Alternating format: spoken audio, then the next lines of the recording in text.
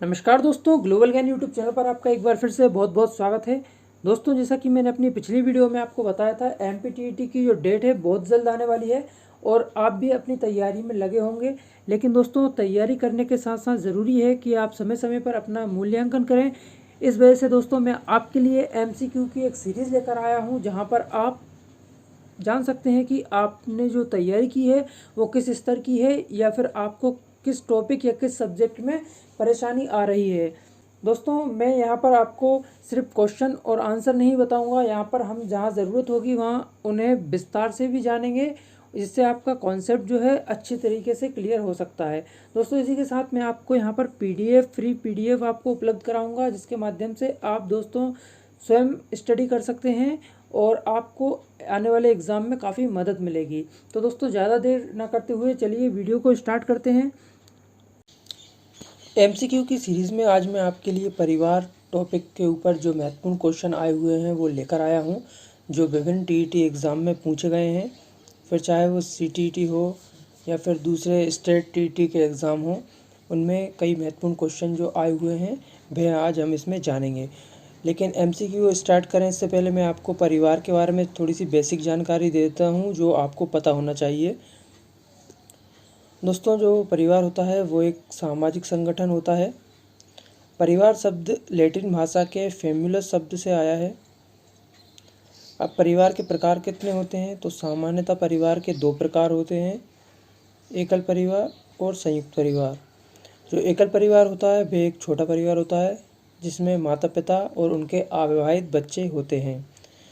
जो संयुक्त परिवार होता है वो अपेक्षाकृत बड़ा परिवार होता है और इसमें माता पिता, उनके बच्चे, दादा दादी, चाचा चाची आदि शामिल होते हैं। चलिए अब स्टार्ट करते हैं। इनके अलावा दोस्तों, जो परिवार के प्रकार जो होते हैं वह हम आगे एमसीक्यू में जब क्वेश्चन आएंगे उसके दौरान जानेंगे। यहाँ पे एमसीक्यू का हमारा पहला क्वेश्चन है, भारत में लड़के व लड़कियों की विवाह की न्यूनतम आयु कितनी है। दोस्तों, भारत में लड़कों के लिए न्यूनतम आयु 21 वर्ष तथा लड़कियों के लिए 18 वर्ष है। और दोस्तों, हिंदू विवाह अधिनियम जो 1955 में पारित किया गया था, उसके तहत लड़कों के लिए जो न्यूनतम आयु है वो 21 वर्ष तथा लड़कियों के लिए 18 वर्ष निर्धारित की गई थी। तो ये बात भी आपको दोस्तों पता होना चाहिए कि 1955 में हिंदू विवाह अधिनियम पारित किया गया था। अगला क्वेश्चन देखते हैं। परिवार एक इकाई होता है, इसमें माँ, पिता और उनके दो बच्चे होते हैं। यह कथन है सत्य है क्योंकि सभी भारतीय परिवार इसी प्रकार के होते हैं, तो ऐसा तो नहीं है, तो ये तो गलत हो जाता है। इसके बाद सही नहीं है क्योंकि इस कथन में यह स्पष्ट करना चाहिए कि बच्चे जैविक होते हैं, ऐसी कोई शर्त नहीं होती। सही नहीं है क्योंकि परिवार कई प्रकार के होते हैं तथा परिवार का केवल एक ही प्रकार में वर्गीकरण नहीं किया जा सकता, तो ये बिल्कुल सही है। इसके अलावा अगला ऑप्शन हम देख सकते हैं, सत्य है क्योंकि यह किसी आदर्श परिवार का आकार है। तो दोस्तों, ये एक आदर्श परिवार का आकार हो सकता है, लेकिन ये बात सत्य नहीं है क्योंकि सिर्फ ऐसे ही परिवार होते हैं, ऐसा नहीं है। यहाँ पर जो है परिवार की एक परिभाषा के रूप में बताया गया है। तो दोस्तों, इसलिए यहाँ पर ऑप्शन जो सी है वही यहाँ पर सही रहेगा। अगला ऑप्शन देखते हैं, बच्चों को सामाजिकरण का पहला पाठ कहाँ से प्राप्त होता है। तो दोस्तों, बच्चों को पहला जो सामाजिकरण का पाठ मिलता है वह अपने परिवार से मिलता है। इसके बाद वे विद्यालय, सांस्कृतिक केंद्र और धार्मिक केंद्रों से जुड़ते हैं। चलिए अगला क्वेश्चन देखते हैं। प्राथमिक सामाजिकरण है शुरुआती आयु में परिवार एवं मित्रों से सीखना, किशोरावस्था में समाज से सीखना, प्राथमिक स्तर पर समाज से सीखना या शिक्षकों का अनुकरण करना। दोस्तों, प्राथमिक सामाजिकरण जो होता है वह शुरुआती आयु में परिवार एवं मित्रों से सीखता है बच्चा, उसके बाद यह सब आते हैं। दोस्तों, शुरुआत में जो है बच्चा कोई भी अपने परिवार से जुड़ता है, अपने मित्रों से जुड़ता है, उससे उसका सामाजिकरण होता है। अगला देखिए, अगला क्वेश्चन जो है, एकल परिवार से तात्पर्य। तो वर्ष 1950 के बाद बना एकल परिवार के बारे में मैं बता चुका हूँ आपको, तो ये गलत है। परिवार जिसमें माता पिता और उनके बच्चे होते हैं, बिल्कुल सही है। ऐसा परिवार जिसमें माता पिता और उनके अविवाहित बच्चे होते हैं, अब देखिए अगले ऑप्शन में हम देख लेते हैं संपूर्ण परिवार, जिसमें बच्चे और उनके माता पिता एवं दादा दादी। तो दोस्तों ये होगा संयुक्त परिवार, केवल पति पत्नी दोस्तों, तो ऐसा नहीं है, उसमें उनके बच्चे भी शामिल होते हैं। तो यहाँ पर सबसे बेस्ट बी रहेगा।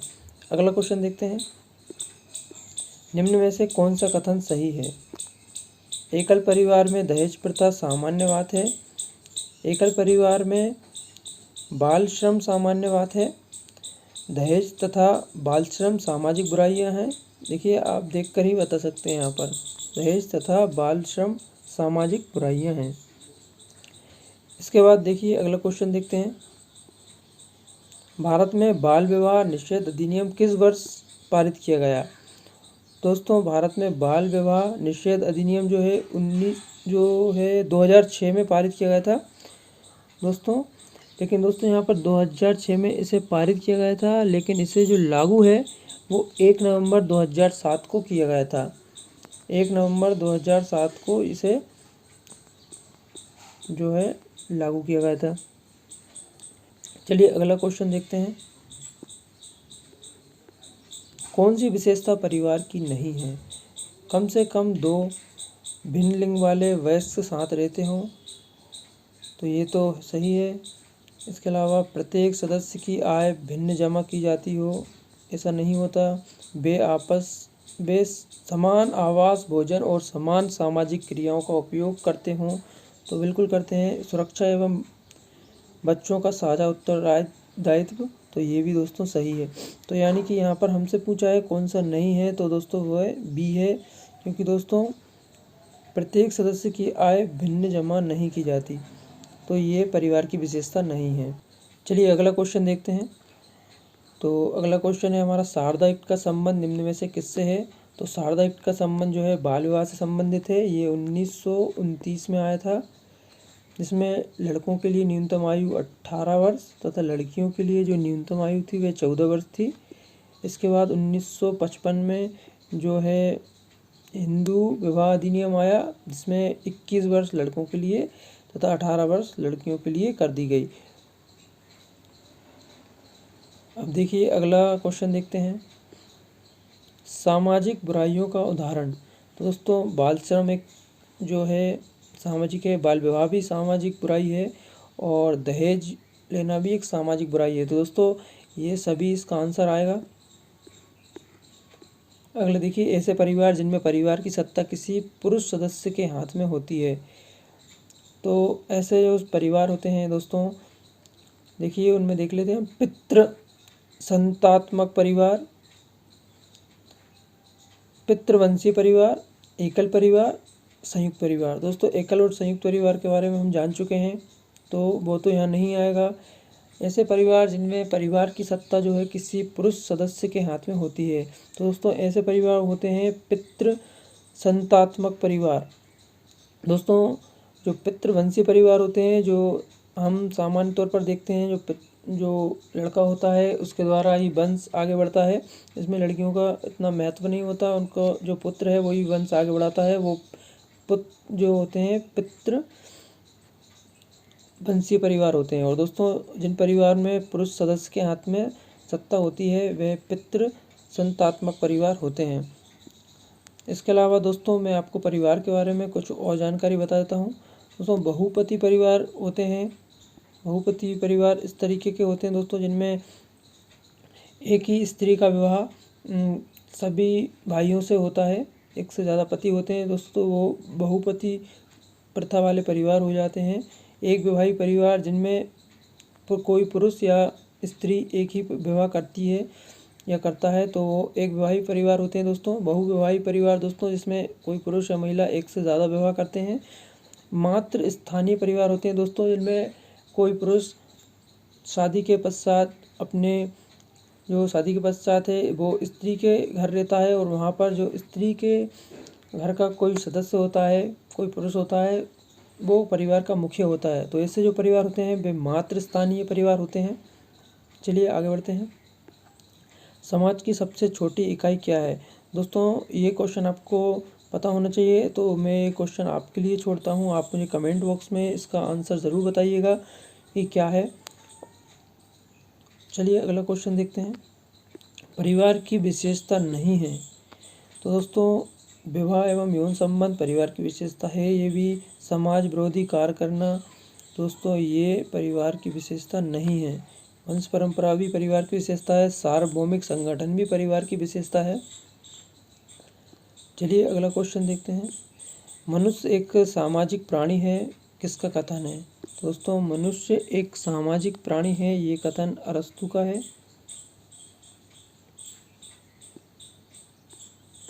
चलिए अगला क्वेश्चन देखते हैं। किस अधिनियम के आधार पर हिंदू विवाह को एक सामाजिक समझौता माना जाता है?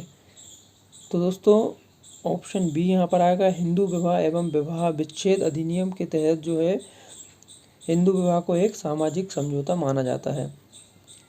तो दोस्तों ये थे हमारे कुछ महत्वपूर्ण क्वेश्चन, जिनकी पीडीएफ मैं आपको डिस्क्रिप्शन में दे दूंगा। इसकी लिंक आप वहां से इसे डाउनलोड कर सकते हैं और इनके आंसर भी मैंने आपको यहाँ उपलब्ध करा रखे हैं। तो दोस्तों एक बार आप खुद से इन्हें प्रैक्टिस करिएगा, इसके बाद आप इन्हें ज़रूर अटेंड कर पाएंगे। तो ये थे हमारे परिवार टॉपिक के ऊपर महत्वपूर्ण क्वेश्चन। इसके अलावा अगर मुझे कोई और क्वेश्चन मिलते हैं तो पीडीएफ के माध्यम से मैं आपको उपलब्ध करवा दूंगा और हम अगले टॉपिक में और नए क्वेश्चंस के साथ आएंगे दोस्तों, जिसमें एक और नया टॉपिक रहेगा। तब तक के लिए दोस्तों आप वीडियो को लाइक कर दीजिए अगर वीडियो आपको अच्छी लगी है तो, और इसे शेयर ज़रूर करिएगा। इसके साथ दोस्तों चैनल को सब्सक्राइब कर लीजिए, जिससे आपको इसी तरह की और भी वीडियो मिलती रहे। वीडियो देखने के लिए आपका बहुत बहुत धन्यवाद।